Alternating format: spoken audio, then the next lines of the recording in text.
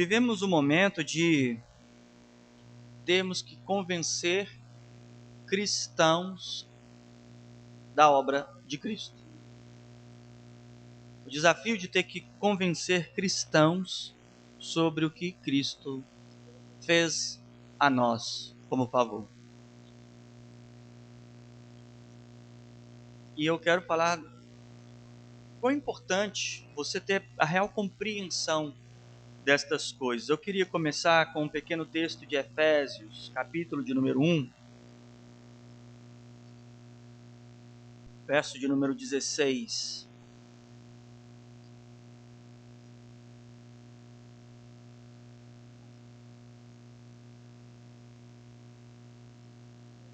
Diz assim as Escrituras: Não cesso de dar graças a Deus por vós, lembrando-me de vós nas minhas orações, para que o Deus de nosso Senhor Jesus Cristo, o Pai da glória, vos dê em seu conhecimento o espírito de sabedoria e de revelação, tendo iluminado os olhos de vosso entendimento, para que saibais qual seja a esperança da sua vocação e quais as riquezas da glória de sua herança nos santos, o qual a sobreexcelência, grandeza do seu poder sobre nós, os que cremos, segundo a operação da força do seu poder, que manifestou em Cristo, ressuscitando-os dos mortos e pondo a sua destra no céu, acima de todo principado, poder, potestade, domínio, de todo nome que se nomeia, não só neste século, como também no vindouro, e sujeitou todas as coisas aos seus pés, e sobre todas as coisas o constituiu como cabeça da igreja, o qual é o seu corpo, a plenitude daqueles que cumpre tudo em todos. Vamos orar? Pai, nesta manhã, recorremos mais uma vez à tua compaixão e misericórdia, à tua santa bondade, à tua santa justiça. Ó Deus, faça por nós aquilo que não podemos, nos faça compreender a grandeza daquilo que o Senhor fez. Dai-nos a entender, ó Pai, a profundidade, a maravilha daquilo que o Senhor operou ao nosso favor.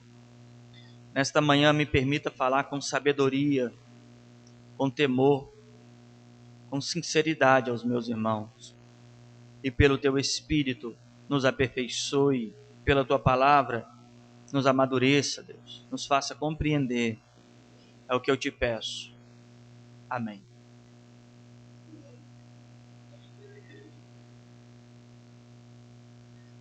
Paulo fala da importância que a igreja precisa ter entendimento ou a iluminação para compreender a esperança de nossa vocação ou de nosso chamado. O verso 17 diz assim: para que Deus, o Deus de nosso Senhor Jesus Cristo, o Pai da glória, vos dê em seu conhecimento o espírito de sabedoria e revelação, tendo iluminado os vossos olhos do entendimento, para que saibais qual seja a esperança da sua vocação e quais as riquezas da glória da sua herança nos santos.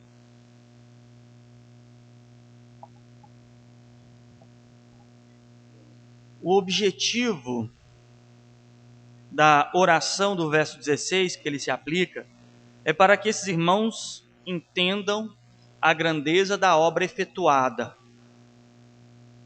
e de quem efetuou essa obra.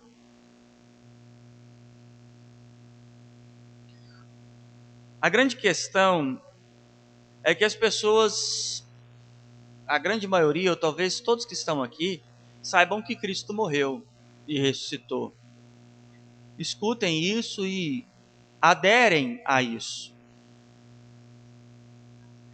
Paulo estava falando para pessoas que aderiram a Cristo e a sua obra de salvação. É uma igreja, é os irmãos congregados em Éfeso. Ele está falando aos irmãos que são fiéis a Cristo. Olha o versículo de número 1, do capítulo de número 1 aí. Paulo, apóstolo de Jesus Cristo, pela vontade de Deus, aos santos que estão aonde? E o que mais? E fiéis a Jesus Cristo. E fiéis a Jesus Cristo. Ele está falando aos fiéis, ao corpo. Aquilo que ele conclui lá no verso 22 como igreja.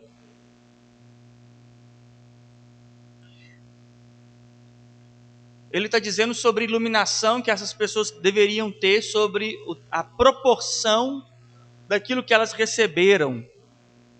E ele começa a descrever a proporção disso, daquilo que eles receberam, a partir do capítulo de número 2, que fala sobre ele ter nos vivificado, sendo nós ainda pecadores, ofensa e pecado diante dele, estando mortos em ofensa.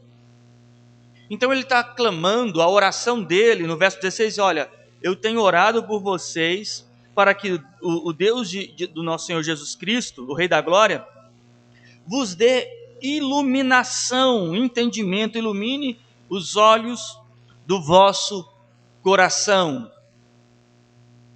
para que vocês saibam realmente a esperança de sua vocação e qual é a riqueza da glória da herança nos santos. E qual é a sobreexcelente grandeza do seu poder sobre nós. O que é a sobreexcelência da grandeza do seu poder sobre nós? Verso 19 aí. Qual é a sobreexcelência da grandeza do seu poder sobre nós? Os que cremos segundo a operação da força do seu poder. Por que ele dá ênfase a um poder sobre nós? Por que ele dá ênfase a isso? Porque ele começa a definir o poder que antes operava sobre nós, no capítulo 2. Olha o poder que operava sobre nós antigamente, o verso de número 12.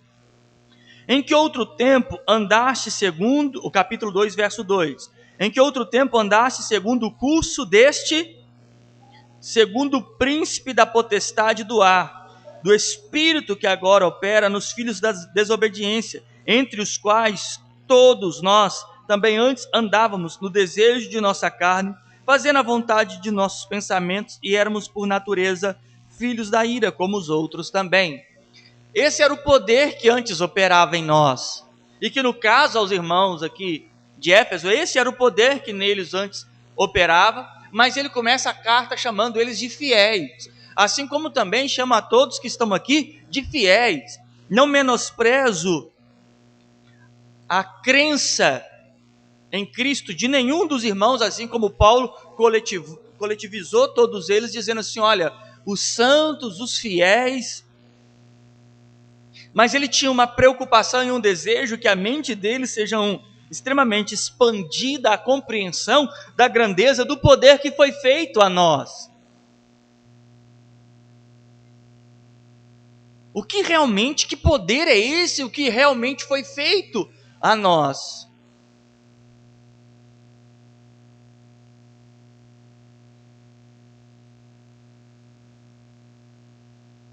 Olha, imagine que uma pessoa, ela teve um acidente de carro e ela ficou desacordada. Só que nesse processo, enquanto ele está desacordado, as autoridades viram o acidente, foram notificados do acidente e foram até aquele local. Aí eles têm que cortar a estrutura do carro, tirar das ferragens, impulsionar o batimento cardíaco daquela pessoa, entuba ela, faz todo o tratamento, mobiliza, leva ela, medicamento e tal, e alguns momentos ou dias depois ela acorda.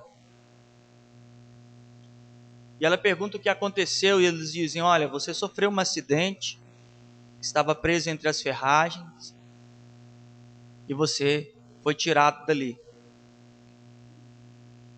O interessante é que dentro dessa situação, os médicos, os paramédicos, cooperaram sobre uma pessoa que não podia ver, nem perceber e nem reagir sobre a circunstância que ela estava vivendo. A única coisa que ela tem é acordando diante da recuperação daquilo. Basicamente, a obra que o pecado promoveu sobre nós nos tornou desacordados. E Cristo veio diante de todo esse acidente, nos tirou do meio das ferragens desse acidente, nos dando uma oportunidade de vida, e nós acordamos diante esta salvação. Agora, é bem possível que você possa estar vivendo de maneira que você não compreenda, talvez, a grandeza do que foi feito, ou do que foi proposto como salvação. Isso é muito comum, você vê as pessoas fraquejarem na fé, pararem de ter uma vida de oração, pararem de congregar, terem todo tipo de desculpa para dizer porque estão fracos. Outros sabem que não tem desculpa e nem se desculpam, mas continuam em suas debilitações, vivendo em suas próprias fraquezas, se rendendo às suas próprias fraquezas. É por isso que Paulo está dizendo no verso 17, para que o Deus de nosso Senhor Jesus Cristo, Pai da glória, vos dê em seu conhecimento o espírito de sabedoria e de revelação, sejam revelados a vocês, tendo iluminado os vossos olhos do vosso entendimento, para que saibais qual seja a esperança da sua vocação e a riqueza, e quais as riquezas de sua glória, da sua herança nos santos, o qual a sobreexcelente grandeza do seu poder sobre nós, os que cremos, segundo a operação da força do seu poder. Fomos resgatados de uma condição impossível de ser resgatado. A nossa salvação, ela é resultado do impossível. Pense que ficamos maravilhados. Imagina que você vê uma pessoa levantando de uma cadeira de roda, que ela não tinha musculatura alguma sobre as pernas, e por um exato momento, ela consegue levantar diante dos seus olhos. Qual seria a sua reação? Qual seria a sua reação, uma pessoa que nunca teve o globo ocular, a retina, a córnea, e diante de você começar a dizer, estou enxergando? Qual seria a sua reação? Qual seria a sua reação, uma pessoa, um cadáver diante de você, em processo de putrefação, e aquela pessoa levantar diante de você?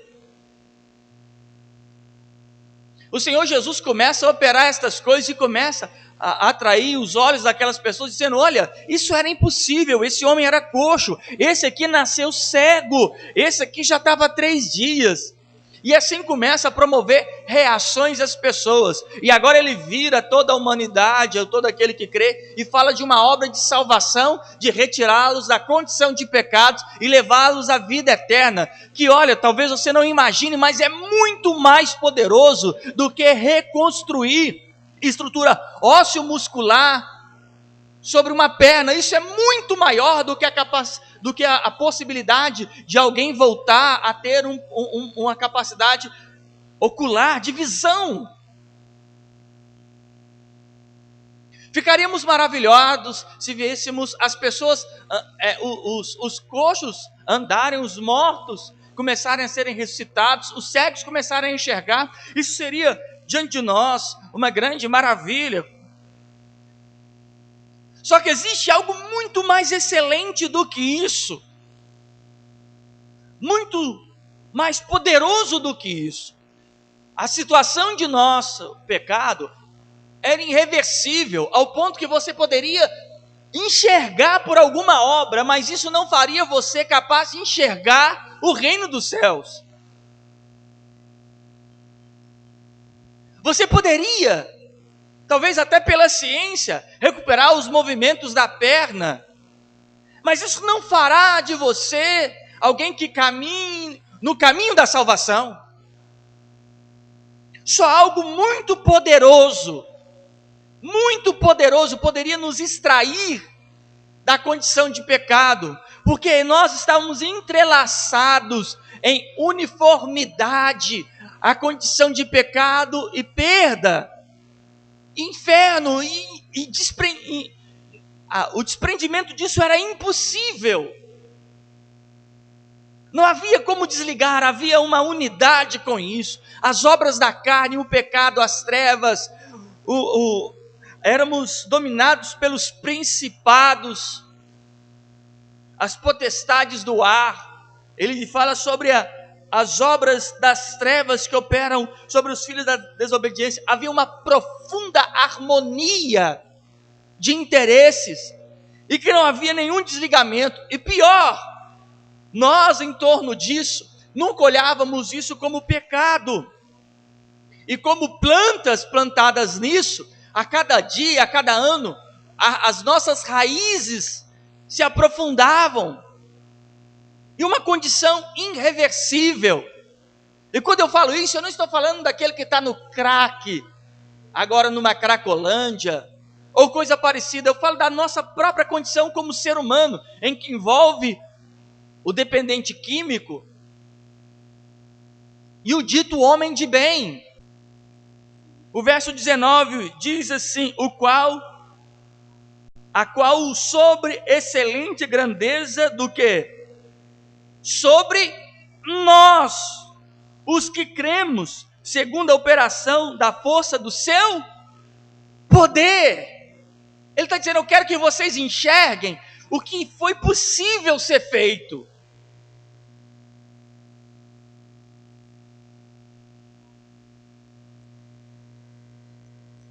Eu vou te dizer que até mesmo entre nós, ainda que haja as pessoas que queiram meramente por religiosidade, no mínimo, o que aconteceu nele foi um desenvolvimento de um outro padrão moral. Pensa comigo. Supondo que tal indivíduo não tenha nem sido atingido pelo conhecimento da graça de Cristo, mas aderido à religião cristã.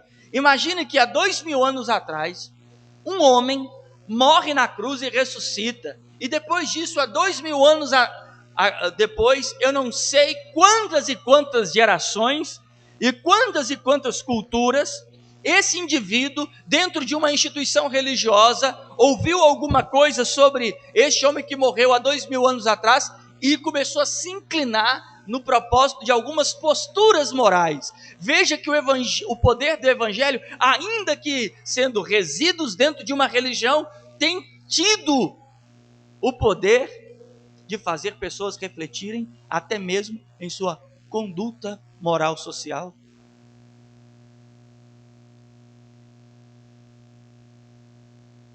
Paulo chama a atenção aos Gálatas, que eram irmãos, estavam voltando a práticas religiosas, que foram libertos, e que não tinham tido uma profunda compreensão, ao ponto que ele diz assim: olha, vocês começaram no espírito, mas estão dando continuidade pela carne.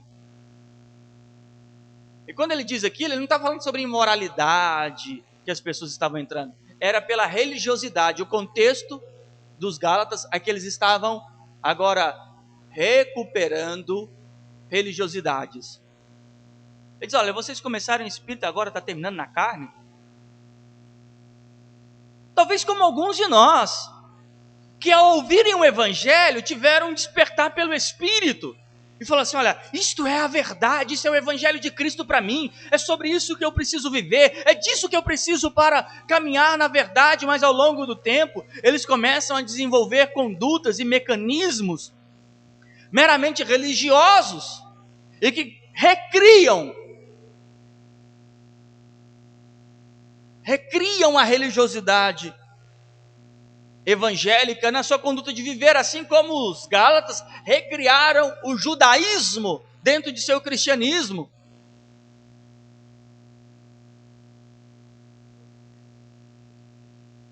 E tudo está ligado ao fato de que, pelo seu poder, a compreensão do seu poder, do que fomos extraídos, de qual condição fomos extraídos. Olha, se eu começasse a encenar, se eu fizesse aqui um teatro de como que você foi salvo, se eu fizesse um filme, contratasse o melhor diretor de Hollywood para fazer um filme para descrever de como que você foi salvo, nada disso conseguiria demonstrar para você a grandeza disso. É por isso que ele usa o termo revelação no verso 17.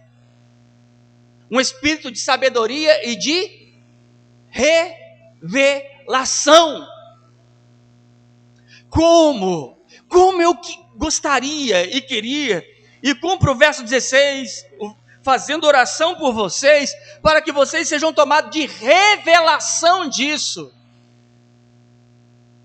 Que vocês sejam revelados de forma assustadora. E que vocês possam olhar a profundidade do poço enquanto vocês estão sendo içados pelo bombeiro salvando vocês. Vocês tivessem a capacidade de, atados àquela corda de salvação, ao serem içados para cima do poço, tivessem a capacidade de olhar e entender a profundidade do abismo que estão sendo tirados.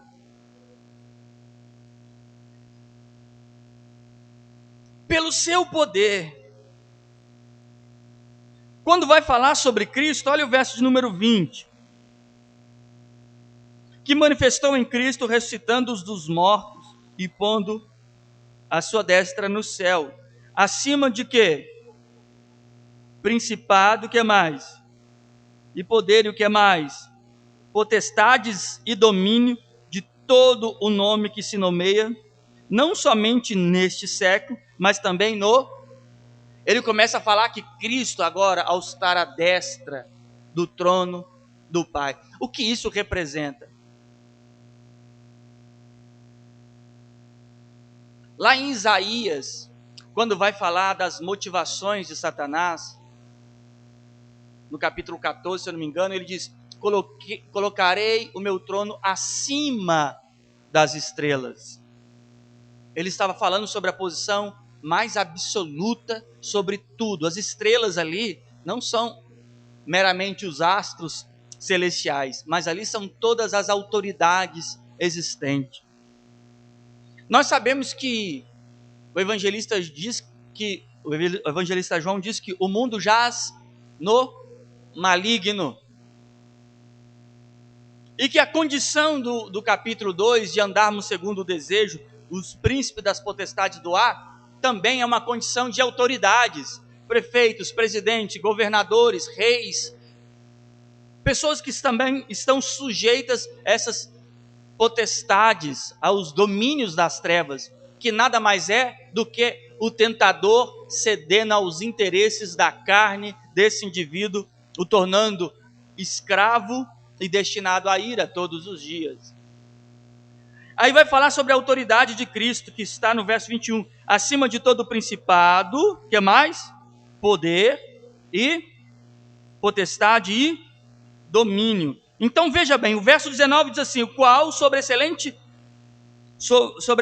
grandeza do seu poder sobre nós, os que cremos, segundo a operação da força do seu poder, autoridade. Que autoridade? Ele define essa autoridade, é aquele que está acima dos principados, do poder, das potestades, dos domínios. e de tudo que se nomeia. Por exemplo, naquela época não havia nomeações como autoridade intelectual. Hoje tem, são domínios de consciência coletiva através de falsos ensinos ou filosofias.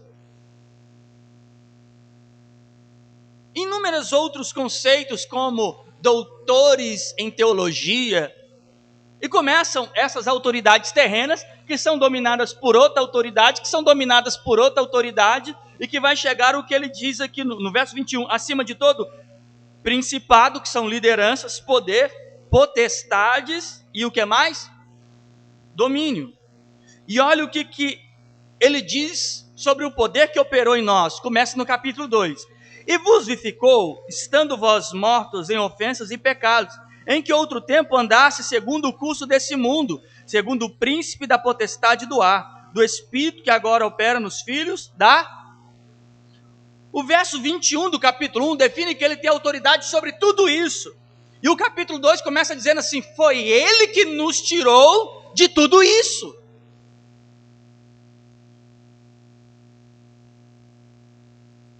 E através do que ele nos tirou de tudo isso. O verso 17 diz sobre a revelação. A revelação do que ele fez, de que forma que ele nos tirou.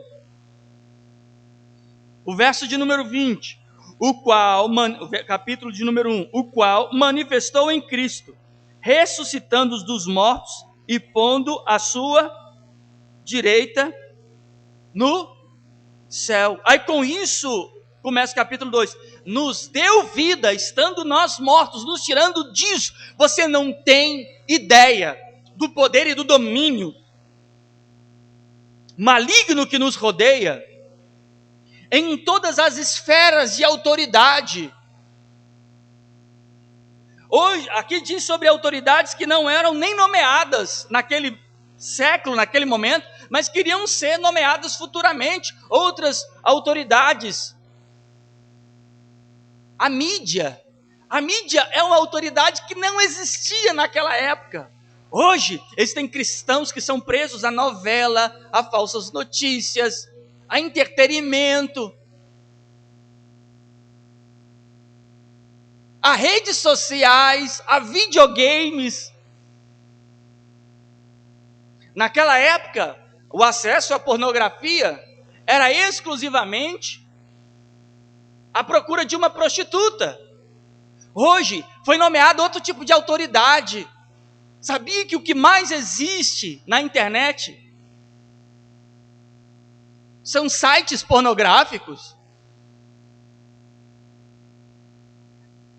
E feita uma pesquisa sobre o que mais as pessoas no mundo acessam na internet, é exatamente a pornografia, outra autoridade, em cuja muitos de nós em outro tempo, e infelizmente talvez outros possam estar presos a isso, mas outros nem faziam ideia que estava debaixo de uma potestade, de uma autoridade, de um domínio.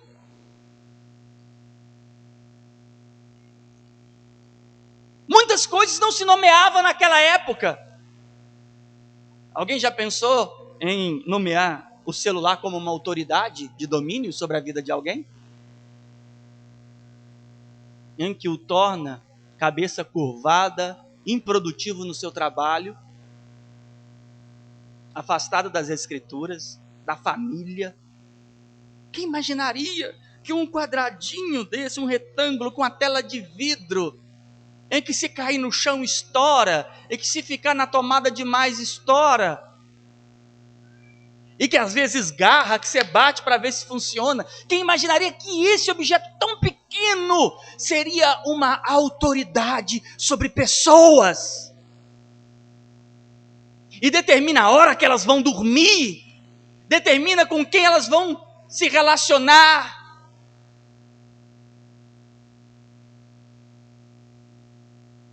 E chegamos ao ponto de dizer assim, né, já pensou uns anos atrás a gente nem vivia sem, agora, a gente vivia sem, agora nem pode viver sem, né?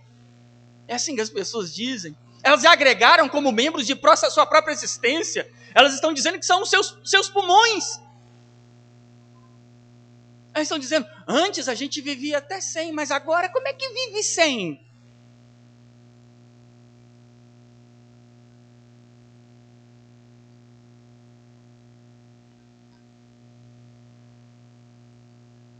Já existia uma maneira vazia de vida há muitos anos atrás e que as pessoas não viam, que estavam debaixo de potestades, que estavam debaixo de autoridades. Elas achavam que eram donas de suas vidas, que faziam aquilo que queriam, mas não conseguiam observar que sobre os seus ombros haviam assentos de poderosos. Naquela época, as suas influências eram religiões, filosofias e os domínios dos reis. E com a ascensão da filosofia pelos gregos, aí o domínio do conhecimento e muita coisa começa a reter o povo na ignorância e no pecado. Naquele tempo se nomeava estas coisas, mas havia a maneira vazia, uma vida vazia de viver. Há 2000 anos atrás, as pessoas diziam assim, bom era a vida antigamente, né, que não tinha TV, que não tinha internet, né, que se você quisesse fazer alguma coisa era capinar. Há 2000 anos atrás a vida era isso, mas também era uma vida vazia, era uma vida cheia de domínio de potestades. E o que tem mudado daquela época para hoje é que tem aumentado meios de autoridades, e que tem aumentado agora o meio da escravidão.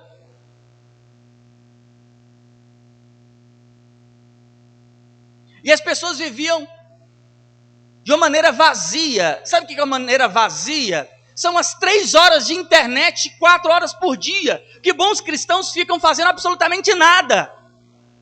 Antes estivessem fazendo nada. Estão debaixo de uma potestade. Se eu pudesse desenhar isso de uma forma caricata, eu poderia colocar um capeta bem queimado, chifrudo, em cima do seu pescoço, que te faz ficar curvado, sabe, como um tatu.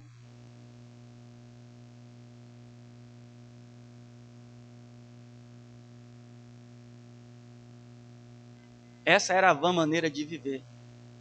Para tirar dessa vã maneira de viver, o que foi projetado por Deus? Olha, ouro.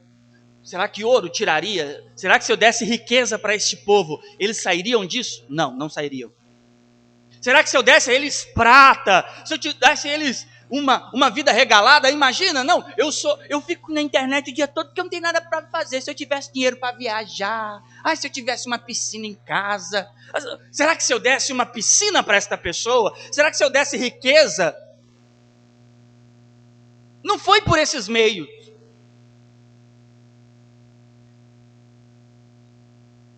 Olha aqui, 1 Pedro.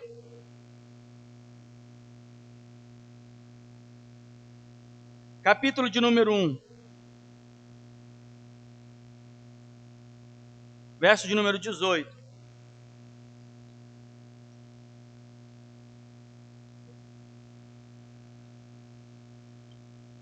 Primeira Pedro 1,18.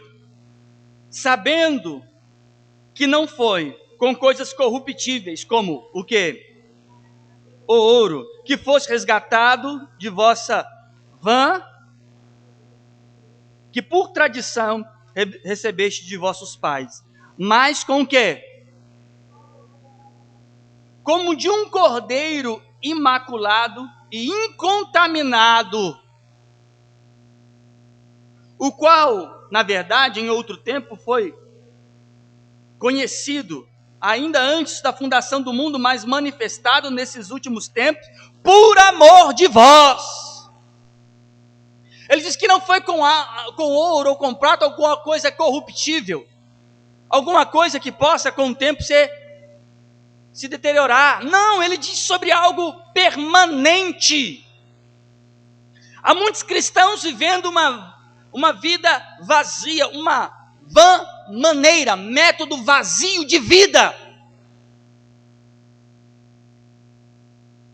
Ele diz, olha, o preço para que você deixasse esse meio vazio de vida, não foi ouro, não foi prata, mas foi o Filho de Deus se manifestar em carne, deixando a sua glória, se despindo de si mesmo, se esvaziando, sendo obediente até a morte, recebendo todo tipo de ofensa, calúnia, defamação, chicote.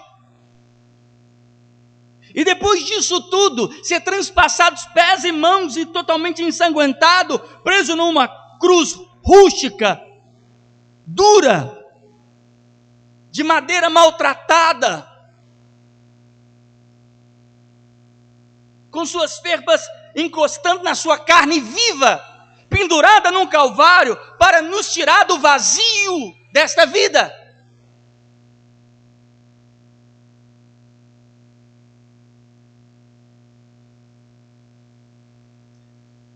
Qual sentimento daríamos a Deus, se de um lado, em seu olhar eterno, ele conseguisse ver o seu filho sendo crucificado, naquele momento,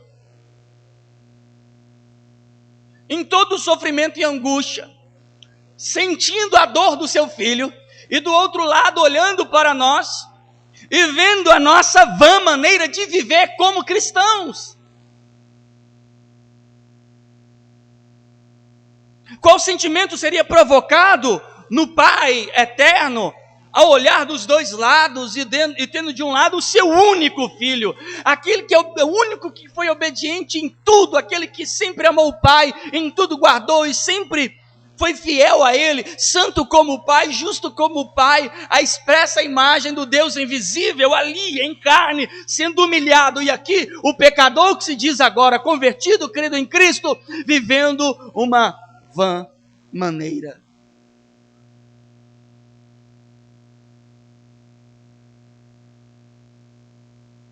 O alerta de Paulo na carta aos Efésios é exatamente isso. Olha, ele está dizendo, olha, vocês são os meus irmãos. Ele começa o capítulo 1 dizendo isso, vocês são meus irmãos, são os fiéis de Cristo. Ele está ali nomeando a igreja do coletivo a qual ele está escrevendo. Ele não está pensando ruins e bons ali, quem é mais servo ou menos servo. Ele não pensa isso, ele coletiva ali todos. Ao coletivizar todos ali, ele começa a dizer, a minha oração é para que vocês tenham um entendimento muito mais profundo antes.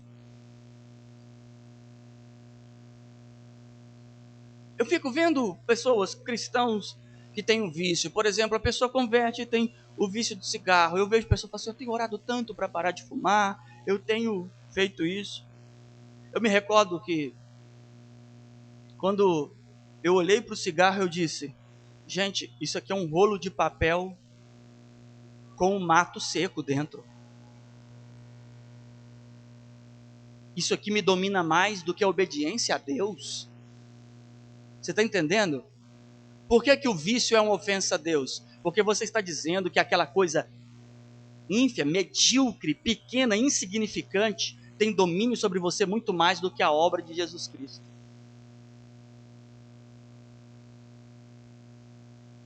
Chega a ser o ridículo alguém dizer assim, estou orando para parar de fumar. Pare de fumar. Ai, mas eu morro de vontade, chupa o dedo. Come areia. Faça alguma coisa. A pessoa quer acordar. Ai, eu bebi o óleo ungido e nunca mais senti vontade de fumar. Pare! Aquele que não perder a sua vida, aquele que não negar a si mesmo, pare de fumar querendo. E se eu passar 10 anos querendo fumar, chupa todos os dedos, come um caminhão de areia, faça o que você quiser. Mas não deixa que é uma coisa tão insignificante te domine. Aí os crentes digam, mas eu não fumo, mas é dominado pelo celular, e aí?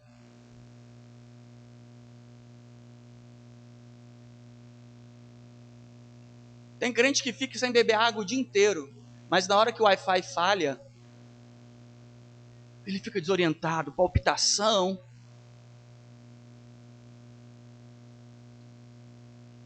Antigamente, no nosso bairro, qualquer chuvinha acabava a luz, né? Vocês lembram disso? Qualquer chuvinha. Antigamente, mês passado. E aí, a gente tinha televisão preto e branco, aqueles caixote, né? Você já teve a televisão assim, que era o caixote com as anteninhas, ali onde é que você colocava o bombril. Aí todo mundo assistia TV, acabava a luz, o que a família ia fazer? Ia conversar, acendia uma vela, né? Ia acendia uma vela e pedia a Deus para a luz voltar, né? Iluminava o lugar, ia conversar. Hoje, Não precisa acabar a luz. É só a operadora de internet falhar. Você tem um problema sério. O que nós vamos fazer? Como nós vamos viver? São prisões. São prisões. E as prisões estão mudando de nome, as autoridades estão mudando de nome. É o que Cristo quer. Quando eu olho, nós estamos aqui, olha, com a mesa representando o sangue, representando o corpo. E nós estamos falando de alguém que nos tirou de nossa vã maneira de viver, não foi com muito dinheiro. Ele nos tirou de nossa vã maneira de viver, ele sendo Deus, não usurpando ser igual a Deus, mas esvaziou a si mesmo, tomando forma de servo, e se fazendo semelhante aos homens, sendo obediente até a morte, morte de cruz. Gente, veja que o Filho de Deus, ele sofreu um dano que ele não merecia, ele sofreu acusações que ele não merecia, ele sofreu dores que ele não merecia, para me tirar e te tirar dessa vã maneira de viver.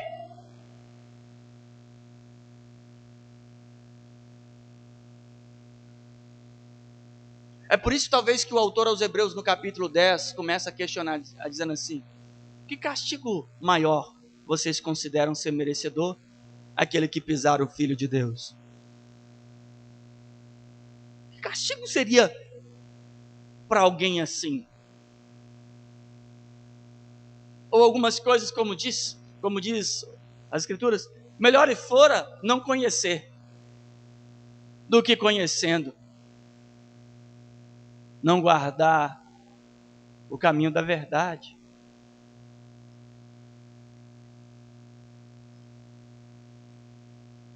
A obra de Cristo é a nossa salvação, o nosso resgate. E eu viro para vocês, assim como Paulo virou para aqueles irmãos: olha, vocês são os fiéis. De alguma coisa, há 2000 anos, o Evangelho fez. Para alguns, no mínimo, tirou da cama num domingo de manhã para prestar, talvez na ideia dele, algum tipo de ritual, algum tipo de crença, algum tipo de liturgia, que seja, mas já começou com alguma coisa. Eu quero te dizer, eu vou dizer isso para você, que saiu da sua casa, dizendo: eu tenho que ir lá bater o meu cartão, no domingo de manhã, porque é ceia, eu vou lá buscar a Deus. Eu tenho isso para te dizer: olha, a minha oração é exatamente o que está no verso 16, 17, 18, até aqui em diante, de Efésios 1, a minha oração é para que o Deus de nosso Senhor Jesus Cristo, o Pai da glória, vos dê em seu conhecimento um espírito de sabedoria e de revelação. Aí vocês vão compreender a profundidade do que foi feito, porque ele está acima de todo principado e potestade, e ele vai dizer assim: ó, e nós estávamos debaixo desses principados e potestades, ele enfiou a mão dentro desse lodo e nos tirou de lá de dentro, para sairmos desta vida vazia, dessa forma vazia de viver. Olha, quando estamos longe da verdade do Evangelho, a nossa vida é extremamente vazia, ela não tem relevância, significado, ela é improdutiva, ela é meramente existencial. Porém, quando somos retirados dessas trevas cegas e somos elevados a filhos de Deus, a nossa vida se torna novidade de vida. Andemos em novidade de vida. É uma vida nova, renovada, em que a nossa mente, compreensão e maturidade se estende. Nós não vivemos nada similar à nossa cegueira quando éramos escravos dos principados e potestades. Aquele que está acima dos principados e potestades pisou sobre eles e nos tirou. Não deveríamos, de forma alguma, vivermos como outrora vivíamos.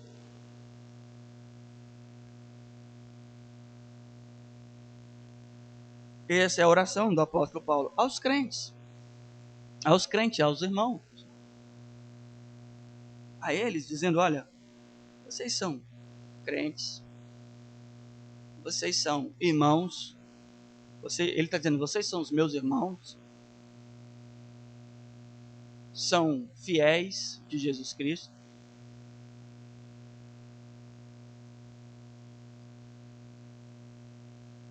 Ele chega até a dizer assim: olha, eu ouço até falar do amor que vocês têm entre vocês.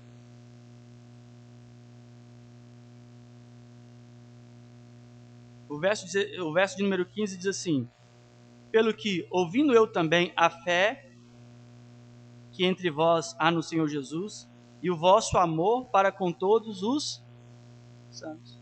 Ele está dizendo, eu vejo amor entre vocês. Se alguém precisa de uma cesta básica, é 1 segundo. Ela não demora, rapidinho está pronto. Se alguém precisa de um dinheiro para pagar uma conta, para ontem. Ele está dizendo assim, eu vejo a fé de vocês, eu vejo o amor de vocês. Mas ele começa a dizer, mas tem orado para que algo além aconteça.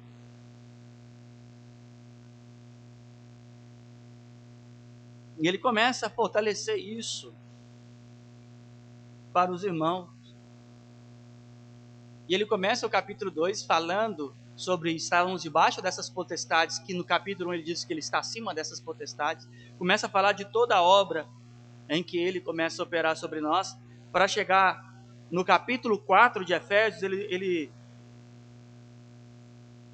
chegar a essa conclusão no verso de número 12. Capítulo 4, verso de número 12. Querendo o quê? O aperfeiçoamento dos santos. O que é aperfeiçoamento? É alguém que está bom, mas pode melhorar. Quem sou eu para julgar o cristianismo, a fé de alguém? Nem Paulo o julgou dizendo assim, eu vejo a fé, eu vejo o amor de vocês. Eu vejo isso. É o que ele está dizendo. Mas ele começa a fazer toda essa elaboração para depois concluir sobre a necessidade dos ministérios no corpo e chega ao ponto de dizer assim, querendo o aperfeiçoamento do quê? Dos santos, para a obra do ministério, para a edificação edificação de quem? Do corpo. Por que ele faz sobre essa edificação? Volta aqui no capítulo de número 1, o verso de número 22. E sujeitou todas as coisas aos seus pés, e sobre todas as coisas o constituiu como cabeça do quê? Da igreja. Ele é o cabeça e nós somos o quê? O corpo. Então ele quer a edificação do corpo. Capítulo 4, verso 13. Até que todos cheguemos à unidade da fé, ao conhecimento do Filho de Deus. Conhecimento em que sentido? Sobre a profundidade da revelação da obra que ele efetuou e da sua natureza.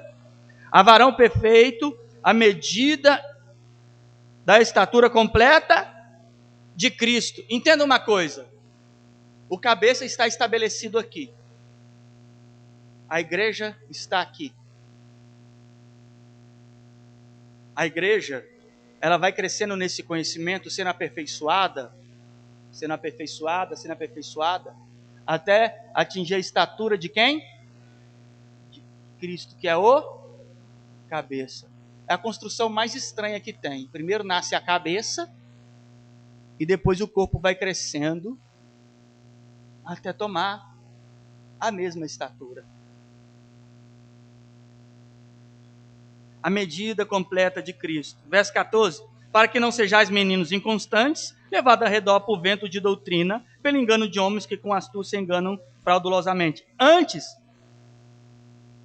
seguindo a verdade, cresçamos em tudo naquele que é o quê? Cresçamos em tudo naquele que é o quê? Que é Cristo. Então é a revelação disso. Não tenho dúvida da fé de vocês. Não tenho dúvida que vocês é cristão. E não tenho dúvida que existem aqui cristãos melhores do que eu. Não tenho dúvida disso. A grande questão é que, mesmo que doamos os nossos bens uns aos outros, ainda que podemos suprir a necessidade uns aos outros, existe um fervor, uma contínua obra, uma intensidade que nos leva a um crescimento contínuo, a atingirmos maturidade comportamental, intelectual, bíblica, tudo em nós começa agora a ser moldado a esse desenvolvimento, como resultado da sabedoria e da revelação, da profundidade do poder a qual nós nos submetemos. Tudo precisa mudar na sua vida, meu irmão. Tudo precisa mudar. Tudo. Seu jeito de falar, seu jeito de vestir, seu jeito de pensar, seu jeito de agir. Tudo precisa mudar. Ninguém pode olhar por você e ver similaridades com esse mundo. Não, tudo precisa mudar. Porque nós nos tornamos para a glória dele. Então a minha oração nesta manhã, no meio dessa ceia, em que nós vamos dizer assim, olha, este é o corpo, este é o sangue, vamos comer, vamos beber. É que você olha para isso, como se fosse uma corda, e você fosse capaz de olhar para o fundo do poço. E lá um alçapão para o inferno eterno. E quando você olha para a ponta, tem com a face santificada, pura, remida. Enquanto puxa, o seu sangue percorre aquela corda, molhando as suas mãos e pingando no seu rosto. Porque para que ele pegasse aquela corda, ele teve que perder a sua própria vida. Então eu quero que eu e você tenhamos uma vida conforme a oração do apóstolo Paulo, com o nosso conhecimento, com sabedoria e revelação, que os nossos olhos do coração tenham entendimento para saber qual seja a esperança da vocação.